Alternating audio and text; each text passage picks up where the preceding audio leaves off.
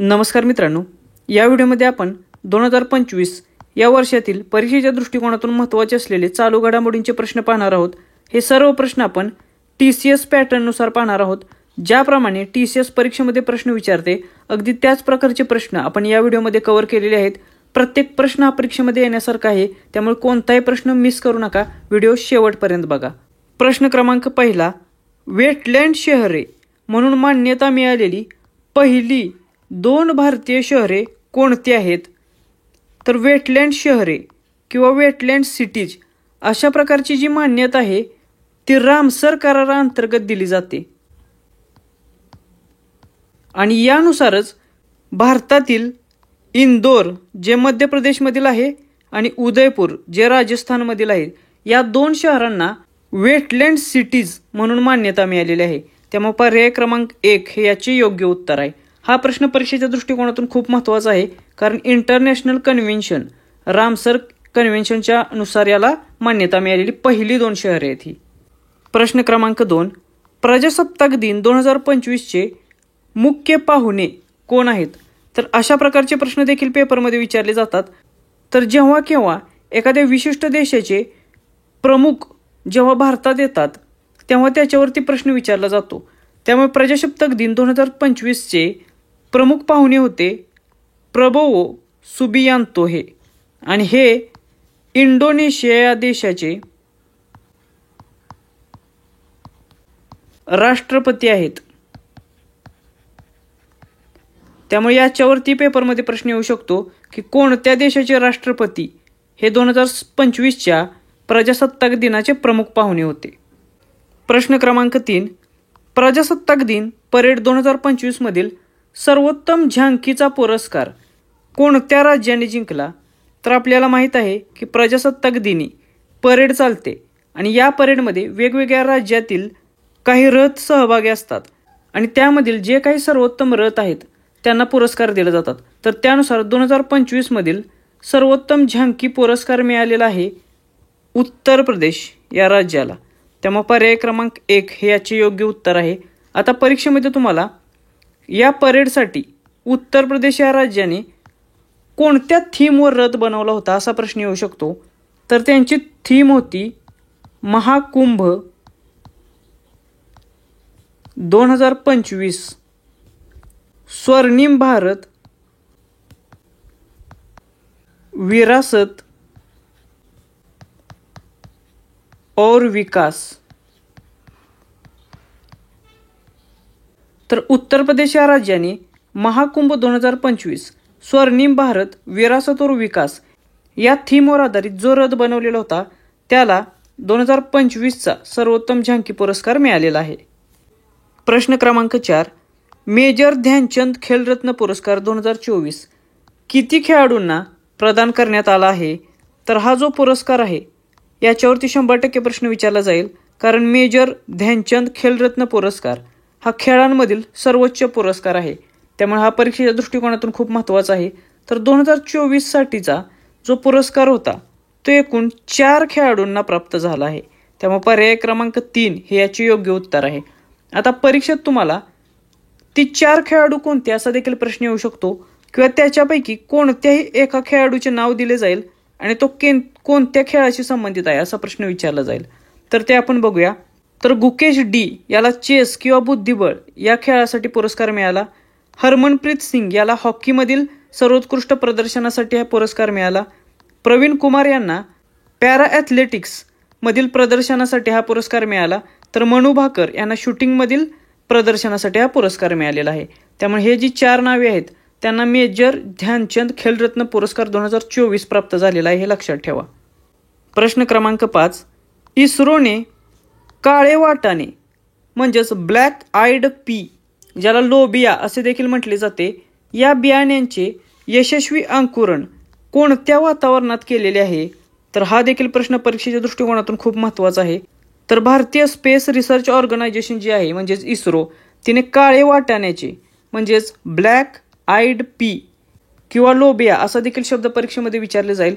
तर या बियाणांचे यशस्वी अंकुरण अवकाशात म्हणजेच स्पेसमध्ये केलेले आहे। त्यामुळे पर्याय क्रमांक 2 हे याचे योग्य उत्तर आहे।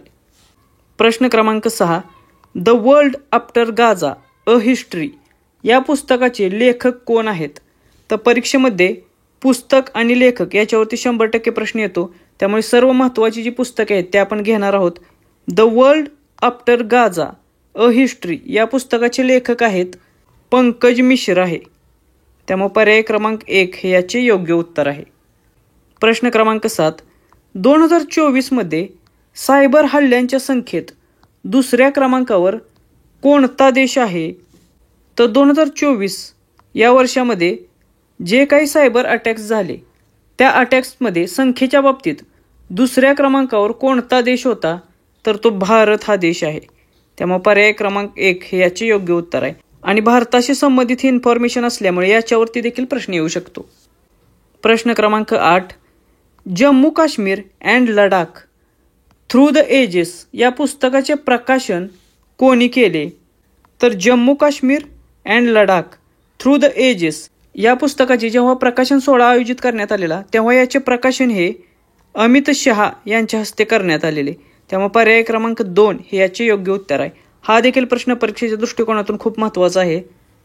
प्रश्न क्रमांक 9, मायाधर राऊत यांचा संबंध कोणत्या शास्त्रीय नृत्य प्रकाराशी आहे?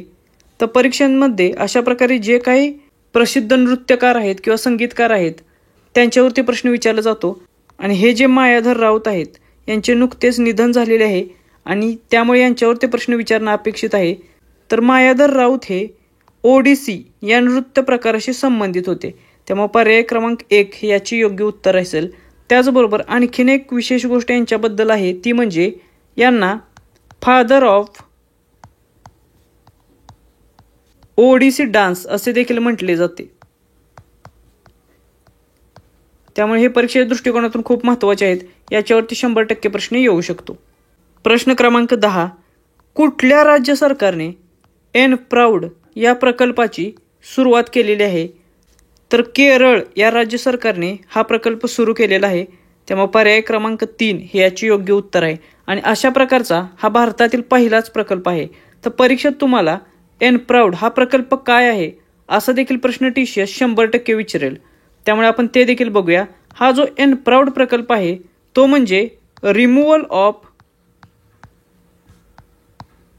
अनयुज्ड and expired drugs from home. तर जी काही वापरात नसलेली किंवा खराब झालेली किंवा एक्सपायर झालेली औषधे आहेत त्यांना वापरातून बाद करणे यासाठी हा प्रकल्प सुरू करण्यात आलेला आहे. त्यामुळे हा देखील प्रश्न परीक्षेच्या दृष्टिकोनातून खूप महत्त्वाचा आहे. प्रश्न क्रमांक 11, ग्लोबल लीड ग्रीन बिल्डिंग्स 2024 मध्ये भारताची क्रमवारी काय आहे? तर ही जी रँकिंग आहे ग्लोबल लीड ग्रीन बिल्डिंग्स 2024 याच्यामध्ये भारताचा क्रमांक आहे 3रा. त्यामुळे या प्रश्नाचे उत्तर आहे पर्याय क्रमांक 3 हे. प्रश्न क्रमांक 12, केंद्रीय मंत्रिमंडळाने नवीन इन्कम टॅक्स बिल मंजूर केलेले आहे जे खालीलपैकी कोणत्या कायद्याची जागा घेईल? तर 2025चे जे न्यू इन्कम टॅक्स बिल असेल तर हे बिल कोणत्या कायद्याची जागा घेईल असा प्रश्न इथे विचारलेला आहे. हा देखील प्रश्न 100% TCS तुम्हाला विचारू शकेल. तर न्यू इन्कम टॅक्स बिल 2025ने इन्कम टॅक्स ॲक्ट 1961ची जागा घेतलेली आहे. त्यामुळे या प्रश्नाचे उत्तर आहे पर्याय क्रमांक 3 हे. प्रश्न क्रमांक 13, life on mass collected stories या पुस्तकाचे लेखक कोण आहेत? तर नमिता गोखले यांनी life on mass collected stories हे पुस्तक लिहिलेले आहे. त्यामुळे या प्रश्नाचे उत्तर आहे पर्याय क्रमांक 2 हे. हा देखील प्रश्न परीक्षेमध्ये विचारला जाऊ शकेल. प्रश्न क्रमांक 14, ODI क्रिकेटमध्ये सर्वात जलद 14,000 धावा पूर्ण करणारा फलंदाज कोण आहे? तर अशा प्रकारचे प्रश्न देखील TCS परीक्षेमध्ये वारंवार विचारते. तर ODI क्रिकेट म्हणजेच वन डे क्रिकेटमध्ये सर्वात जलद 14,000 धावा पूर्ण करणारा फलंदाज आहे विराट कोहली हा. त्यामुळे या प्रश्नाचे उत्तर आहे पर्याय क्रमांक 2 हे. प्रश्न क्रमांक 15, इस्रोने फिस्ट 2025 हे सॉफ्टवेअर कोणत्या संस्थेत सादर केले? तर अशा प्रकारचे प्रश्न देखील TCS विचारते. ज्या काही घडामोडी इस्रो आणि संरक्षण क्षेत्रात घडतात त्याच्यावरती खूप जास्त वेळा प्रश्न विचारलेले आहेत TCSने. त्यामुळे फिस्ट 2025 हे जे सॉफ्टवेअर आहे, हे सॉफ्टवेअर इस्रोने IIT हैदराबाद या संस्थेत सादर केलेले आहे. त्यामुळे पर्याय क्रमांक 1 हे याचे योग्य उत्तर आहे. आणि हे जे सॉफ्टवेअर आहे फिस्ट 2025 हे कुठे वापरले जाणार आहे? तर हे गगनयान, त्याचबरोबर भारताचे जे इंटरनॅशनल स्पेस स्टेशन बनवले जाणार आहे त्याच्यामध्ये आणि इतर बऱ्याच प्रोजेक्टमध्ये वापरले जाणार आहे. त्यामुळे हे देखील लक्षात ठेवा, याच्यावरती प्रश्न येऊ शकतो. प्रश्न क्रमांक 16, चंद्रयान 5 मोहीम ही कोणत्या अवकाश संस्थेसोबत सहकार्य करून लॉन्च केली जाईल? तर जी भारताची चंद्रयान 5 ही मोहीम असेल ती मोहीम भारत आणि जपान या देशाच्या सहकार्याने लॉन्च केली जाईल. त्यामुळे पर्याय क्रमांक 1 हे याचे योग्य उत्तर असेल. प्रश्न क्रमांक 17, भारताचा पहिला PPP म्हणजेच पब्लिक प्रायव्हेट पार्टनरशिपवर आधारित ग्रीन वेस्ट प्रोसेसिंग प्लांट कोणत्या शहरात उभारण्यात आलेला आहे? तर हा देखील परीक्षेसाठी खूप महत्त्वाचा प्रश्न आहे, कारण घनकचरा व्यवस्थापनावरती यापूर्वी देखील TCSने प्रश्न विचारलेला आहे. त्यामुळे त्या दृष्टिकोनातून हा प्रश्न महत्त्वाचा ठरतो.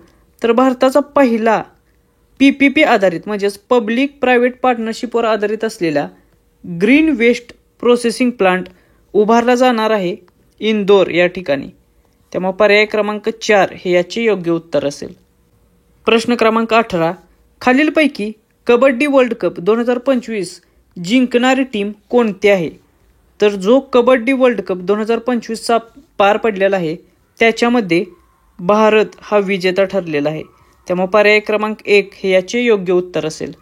आणि हा जो वर्ल्ड कप पार पडला तो कोणत्या ठिकाणी पार पडला असा देखील प्रश्न येऊ शकतो. तर हा वर्ल्ड कप इंग्लंड या ठिकाणी पार पडला होता. त्यामुळे हे होस्ट कंट्री देखील लक्षात ठेवा. त्याचबरोबर या वर्ल्ड कपमध्ये 2025च्या कबड्डीच्या मेन्स किंवा पुरुष संघाचा विजेता कोण ठरलेला आहे? तर तो भारतीय संघ ठरलेला आहे. आणि त्याचबरोबर वुमेन्स टीमचा विजेता कोण ठरलेला आहे? तर त्याच्यामध्ये देखील भारतीय संघच विजेता ठरलेला आहे. त्यामुळे दोन्ही प्रकारांमध्ये भारतीय संघाने वर्ल्ड कप जिंकलेला आहे, हे लक्षात ठेवा. प्रश्न क्रमांक 19, खंजर 2025 हा सराव भारत आणि कोणत्या देशाच्या दरम्यान आयोजित करण्यात आला? तर जो खंजर 2025 हा जो युद्ध सराव आहे तो भारत आणि किर्गिस्तान या 2 देशांच्या दरम्यान पार पडतो. त्यामुळे पर्याय क्रमांक 3 हे याचे योग्य उत्तर आहे. जे काही सर्व लष्करी सराव आहेत ते तुम्हाला माहीत असले पाहिजेत, कारण त्यापैकी कोणत्याही सरावावरती परीक्षेमध्ये 100% प्रश्न विचारला जाईल. प्रश्न क्रमांक 20, वन नेशन वन पोर्ट या उपक्रमाचे उद्घाटन कोणी केलेले आहे? तर जे काही सध्याचे केंद्र सरकार आहे, नरेंद्र मोदी सरकार, त्यांचे हे धोरण आहे की बऱ्यापैकी सर्वच गोष्टी ते वन नेशन या धोरणाखाली पार पाडतात. त्यामुळे वन नेशन वन पोर्ट हा जो उपक्रम आहे त्याचे उद्घाटन सर्बानंद सोनोवाल या केंद्रीय मंत्र्यांनी केलेले आहे. त्यामुळे पर्याय क्रमांक 1 हे याचे योग्य उत्तर आहे. हा देखील प्रश्न परीक्षेच्या दृष्टिकोनातून खूप महत्त्वाचा आहे. प्रश्न क्रमांक 21, खेलो इंडिया पॅरा गेम्स 2025 मध्ये पदक यादीत शीर्षस्थानी कोणते राज्य आहे? तर ज्या काही खेलो इंडिया पॅरा गेम्स 2025 पार पडलेले आहेत त्याच्यामध्ये शीर्षस्थानी असलेले राज्य आहे हरियाणा आहे. त्यामुळे पर्याय क्रमांक 1 हे याचे योग्य उत्तर आहे. आता परीक्षेच्या दृष्टिकोनातून खेलो इंडियाच्या संबंधित ज्या काही गेम्स असतील, मग त्या युनिव्हर्सिटी गेम्स असतील किंवा विंटर गेम असतील, त्यातील प्रत्येक प्रकारावरती प्रत्येक स्पर्धेवरती TCSने प्रश्न विचारलेला आहे. त्यामुळे या सर्व स्पर्धा त्याच्यातील विजेते किंवा क्रमवारीत शीर्षस्थानी असलेले संघ कोणते आहेत, कोणते राज्य आहेत ते बघून ठेवा. त्याच्यावरती 100% प्रश्न विचारले जातात. त्याचबरोबर या स्पर्धा कोणत्या ठिकाणी भरल्या जातात त्याच्यावरती देखील प्रश्न येतो. प्रश्न क्रमांक 22, इस्रोने कोणते हायस्पीड मायक्रो प्रोसेसर विकसित केलेले आहेत? तर भारतीय स्पेस रिसर्च ऑर्गनायझेशनने हायस्पीड मायक्रो प्रोसेसर विकसित केलेले आहेत आणि त्यांची नावे आहेत विक्रम 3201 आणि कल्पना 3201 हे. त्यामुळे पर्याय क्रमांक 1 हे याचे योग्य उत्तर असेल. आणि ही जी 2 मायक्रो प्रोसेसर आहेत ते संपूर्णपणे स्वदेशी बनावटीचे आहेत. त्यामुळे हे देखील लक्षात ठेवा, ही अशा प्रकारची पहिलेच स्वदेशी बनावटीची हाय स्पीड मायक्रो प्रोसेसर आहेत. त्यामुळे या दोन्ही नावावरती परीक्षेमध्ये प्रश्न येऊ शकतो. प्रश्न क्रमांक 23, छत्रपती शिवाजी महाराजांना समर्पित असलेल्या पहिल्या मंदिराचे उद्घाटन कुठे झाले? तर छत्रपती शिवाजी महाराज यांना पूर्णपणे समर्पित असलेले पहिले मंदिर भिवंडी या ठिकाणी बांधण्यात आलेले आहे. त्यामुळे पर्याय क्रमांक 3 हे याचे योग्य उत्तर आहे. आणि या मंदिराचे उद्घाटन कोणी केले असा देखील प्रश्न तुम्हाला पेपरमध्ये विचारला जाऊ शकेल. तर याचे उद्घाटन महाराष्ट्राचे मुख्यमंत्री देवेंद्र फडणवीस यांनी केलेले आहे.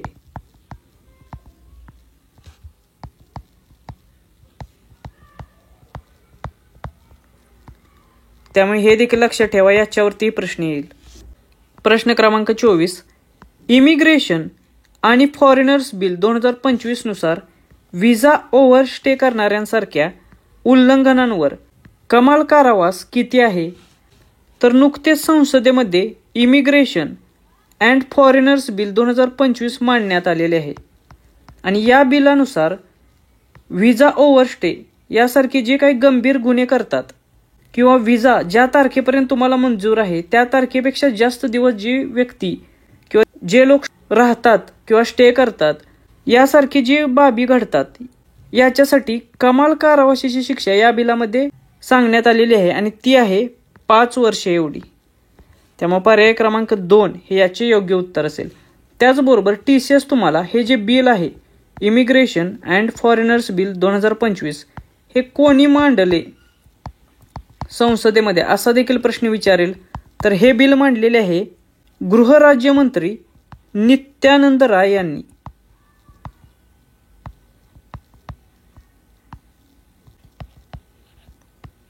त्यामुळे हे देखील लक्षात ठेवा, याच्यावरतीही तुम्हाला प्रश्न विचारला जाऊ शकेल. प्रश्न क्रमांक 25, स्टंप्ड या पुस्तकाचे लेखक कोण आहेत? तर हे जे पुस्तक आहे हे सय्यद किरमानी यांनी लिहिलेले आहे, भारताचे माजी विकेटकीपर. त्यामुळे पर्याय क्रमांक 4 हे याचे योग्य उत्तर आहे. हा देखील प्रश्न परीक्षेच्या दृष्टिकोनातून खूप महत्त्वाचा आहे. प्रश्न क्रमांक 26, मार्च 2025 मध्ये स्थानिक चलनांमध्ये व्यापार वाढण्यासाठी कोणत्या 2 देशांनी MOU वर सही केलेली आहे? तर मार्च 2025 या महिन्यात स्थानिक चलनांमध्ये म्हणजे लोकल करन्सीजमध्ये व्यापारामध्ये वाढ होण्यासाठी भारत आणि मॉरिशस या 2 देशांनी MOU साईन केलेला आहे. त्यामुळे पर्याय क्रमांक 1 हे याचे योग्य उत्तर आहे. परीक्षेमध्ये तुम्हाला भारत आणि मॉरिशस यांनी मार्च 2025 मध्ये कशासाठी MOU साईन केला असा प्रश्न विचारला जाईल. तर स्थानिक चलनांमधील व्यापारामध्ये वाढ घडवून आणण्यासाठी, हे लक्षात ठेवा. प्रश्न क्रमांक 27, खालीलपैकी कोणते युनेस्कोच्या मेमरी ऑफ द वर्ल्ड रजिस्टरमध्ये समाविष्ट करण्यात आलेले आहे? तर भारतातील भगवद्गीता आणि नाट्यशास्त्र या दोन्हींचा समावेश युनेस्कोच्या मेमरी ऑफ द वर्ल्ड रजिस्टरमध्ये करण्यात आलेला आहे. त्यामुळे हे लक्षात ठेवा, याच्यावरती प्रश्न येऊ शकतो. पर्याय क्रमांक 1 हे याचे योग्य उत्तर आहे. प्रश्न क्रमांक 28, ग्लोबल टेक्नॉलॉजी समिट GTS 2025 कोणत्या देशात आयोजित करण्यात आला?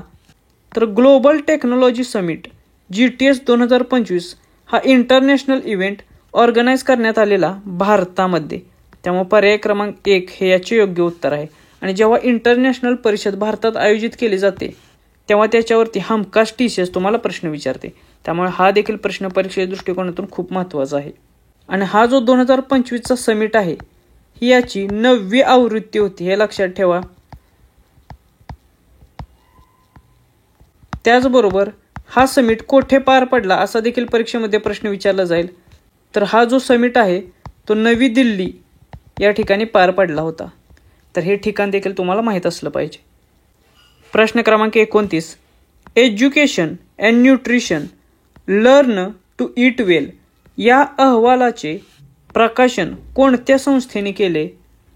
तर education and nutrition, learn to eat well, ह्या जो अहवाल आहे, हा जो रिपोर्ट आहे, याचे प्रकाशन युनेस्को या संस्थेने केलेले आहे. त्यामुळे पर्याय क्रमांक 1 हे याचे योग्य उत्तर आहे.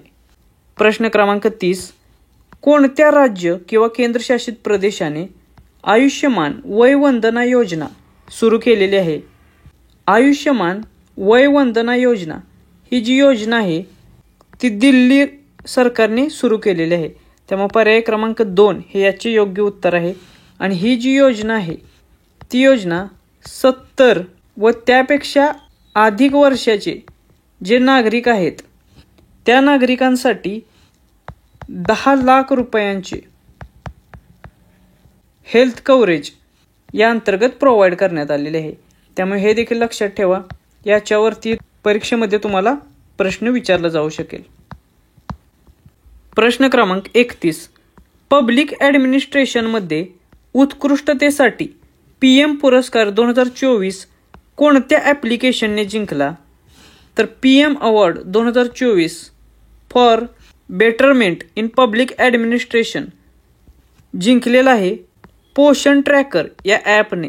त्यामुळे पर्याय क्रमांक 1 हे याचे योग्य उत्तर आहे. हे ॲप काय करते? तर हे जे ॲप आहे हे महिला असतील किंवा लहान मुले असतील, बालके किंवा प्रेग्नेंट महिला असतील, तर यांना पोषण व्यवस्थित मिळते आहे की नाही ते ट्रॅक करण्याचे काम हे पोषण ट्रॅकर हे ॲप करत असते. त्यामुळे हे लक्षात ठेवा, याच्यावरती तुम्हाला प्रश्न येऊ शकतो. प्रश्न क्रमांक 32, भारत सरकारने national critical minerals mission NCMM टिंबटिंब कोटी रुपयांच्या निधीसह सुरू केलेले आहे. तर भारत सरकारने national critical minerals mission launch केलेले आहे आणि हे मिशन एकूण 34,300 करोड रुपयांच्या निधीसह सुरू केलेले आहे. त्यामुळे पर्याय क्रमांक 1 हे याचे योग्य उत्तर आहे. अशा प्रकारे एखादी मिशन किंवा योजना दिली जाते आणि त्याच्यावर भारत सरकार किती खर्च करत आहे ते देखील तुम्हाला सध्या TCS विचारत आहे. तर हे जे मिशन आहे हे मिशन साधारणतः 7 वर्षांसाठी राबवले जाईल आणि या 7 वर्षांसाठी ही रक्कम किंवा या रकमेची तरतूद करण्यात आलेली आहे. आणि हे जे मिशन आहे ते खाण मंत्रालयामार्फत माइन मिनिस्ट्री मार्फत राबवले जाणार आहे. त्यामुळे हे देखील लक्षात ठेवा. प्रश्न क्रमांक 33, चीनमधून येणाऱ्या सस्त्या स्टीलच्या आयातीवरती नियंत्रण ठेवण्यासाठी भारताने किती टक्के तात्पुरता टॅरिफ लावलेला आहे? तर चीनमधून भारतामध्ये स्वस्त प्रमाणात स्टीलची आयात केली जात आहे आणि या आयातीवर नियंत्रण ठेवण्यासाठी भारताने 12% एवढा टॅरिफ लावलेला आहे. त्यामुळे पर्याय क्रमांक 1 हे याचे योग्य उत्तर असेल. प्रश्न क्रमांक 34, RBI नुसार 2000च्या नोटांपैकी किती टक्के नोटा बँकिंग सिस्टीममध्ये परत आलेल्या आहेत? तर RBIने 2000च्या नोटा परत घेतलेल्या आहेत आणि या 2000च्या नोटांच्या पैकी साधारणतः 98.21% एवढ्या प्रमाणातील नोटा या बँकिंग सिस्टीममध्ये परत गेलेल्या आहेत. त्यामुळे पर्याय क्रमांक 3 हे याचे योग्य उत्तर असेल. प्रश्न क्रमांक 35, हा देखील प्रश्न पुस्तकावरती आहे आणि हे देखील पुस्तक खूप महत्त्वाचे आहे, याच्यावरती प्रश्न येऊ शकतो. The great conciliator Lal Bahadur Shastri and the transformation of India या पुस्तकाचे लेखक कोण आहेत? तर परीक्षेमध्ये अशा प्रकारे पॉलिटिकल किंवा देशाच्या पंतप्रधान किंवा महत्त्वाच्या पदांवरील जर व्यक्ती असेल त्याच्याशी संबंधित एखादे पुस्तक असेल तर त्याच्यावरती प्रश्न विचारण्याची शक्यता खूप जास्त असते. त्यानुसार the great conciliator Lal Bahadur Shastri and the transformation of India हे जे पुस्तक आहे हे लिहिलेले आहे संजीव चोप्रा यांनी. त्यामुळे पर्याय क्रमांक 1 हे याचे योग्य उत्तर असेल. प्रश्न क्रमांक 36, इंटरनॅशनल बुकर प्राइज 2025 कोणत्या लेखकाने जिंकली? तर इंटरनॅशनल बुकर प्राइज 2025 जिंकलेले आहे बानू मुश्ताक यांनी. त्यामुळे पर्याय क्रमांक 1 हे याचे योग्य उत्तर असेल. आणि जेव्हा किंवा भारतीय लेखकाला अशा प्रकारे इंटरनॅशनल अवॉर्ड मिळतो तेव्हा त्याच्यावरती 100% परीक्षेमध्ये प्रश्न विचारला जातो. त्यामुळे हा प्रश्न देखील खूप महत्त्वाचा आहे. त्याचबरोबर ह्या कोणत्या राज्यातील आहे ते देखील तुम्हाला माहीत असणं आवश्यक आहे. तर या कर्नाटक या राज्यातील आहेत, त्यामुळे त्यांचे राज्य देखील TCS विचारू शकते. त्याचबरोबर हा जो पुरस्कार मिळालेला आहे तो कोणत्या पुस्तकासाठी मिळालेला आहे, तर हार्ट लॅम्प हे त्यांचे पुस्तक आहे. त्या पुस्तकासाठी हा पुरस्कार त्यांना मिळालेला आहे, त्यामुळे पुस्तक लक्षात ठेवा. याच्यावरती TCS प्रश्न विचारेल. त्याचबरोबर हे जे पुस्तक आहे ते ओरिजिनल कन्नड भाषेमध्ये आहे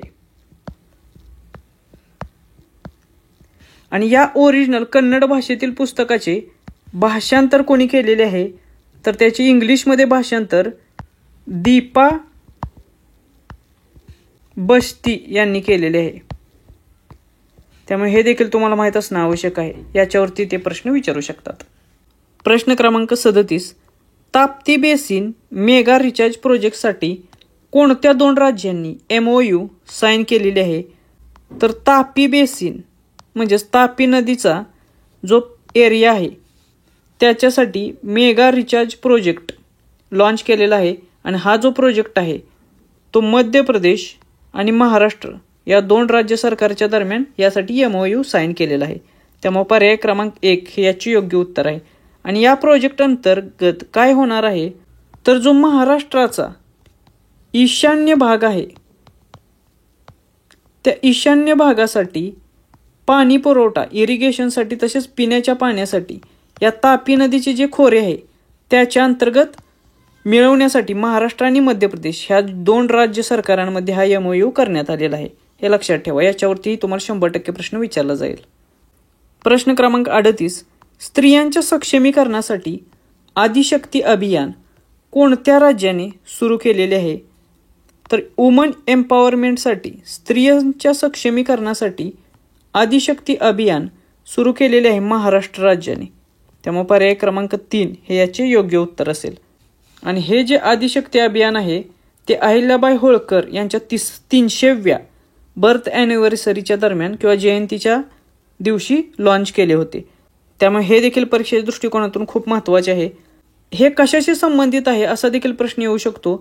तर शक्यतो ज्या महिला आहेत ज्यांचे कुपोषणाचे प्रमाण असेल किंवा पोषणाचे प्रमाण असेल किंवा बालमृत्यू चाइल्ड मॅरेज असेल किंवा जेंडर बेस्ड जे व्हायलन्स आहेत त्याच्याशी संबंधित हे आदिशक्ती अभियान राबवले जाणार आहे.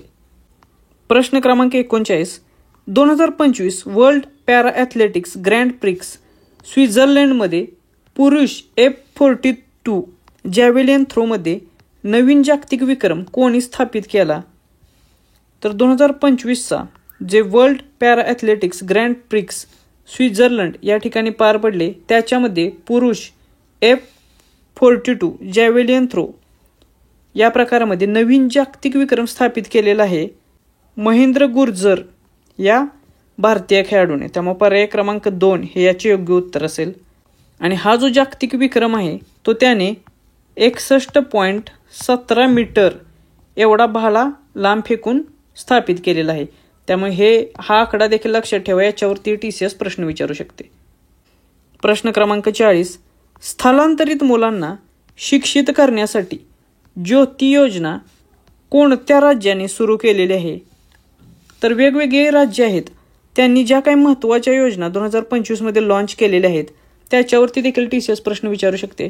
त्यामुळे स्थलांतरित मुलांसाठी जी मायग्रेटेड मुले आहेत त्यांना शिक्षित करण्यासाठी किंवा त्यांचे प्राथमिक शिक्षण व्यवस्थितरित्या होत आहे की नाही हे पाहण्यासाठी ज्योती योजना सुरू केलेली आहे केरळ राज्याने.